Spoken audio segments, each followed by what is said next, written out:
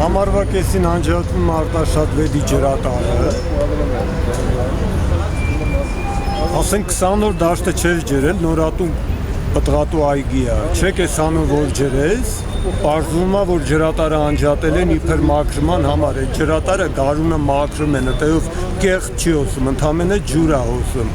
Մի հատ այդտեղ փող են լվանում այդ իբր ջրատարը մաքրեցին։ Մի հատ էլ հարց է, ջրատարը մաքրեցին, թե ինչ-որ 100 հեկտարի տերերի այգիներն են ջրում, դրանից վերև, հասկանում եք։ Այդ 13 կիլոմետրի վրա 150 հեկտար սեփական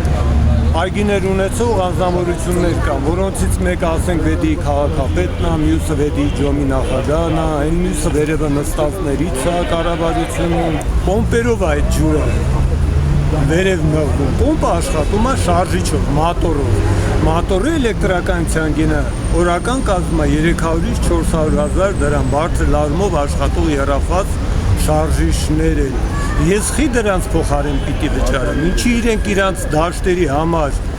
ռոռոքելի տարածք էլեկտրաէներգիայի գումարը չպետք է վճարեն, այլ բաժանեն ընդհանուր ժողովրդի վրա, այ աբսուրդը դրանում է։ Ինչի ջուրը պետք է տան 40 օր հետո ընդամենը։ Եթե պետք է, եթե ջրատարը անջատվեր, գոնե կուրսի պահեին, այն մարդիկ ովքեր չեն ջրել,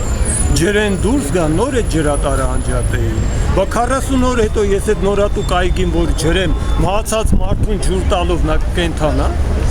Այդ ծառերը չորանալու են վաղը, ով է փոխհատուցում տալու։ Այդ ջրատարը անջատողը փոխհատուցում է տալու։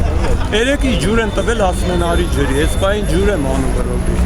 Բայց այդ ծառը չորանալուց հետո այդ ջուրը ում է պետք։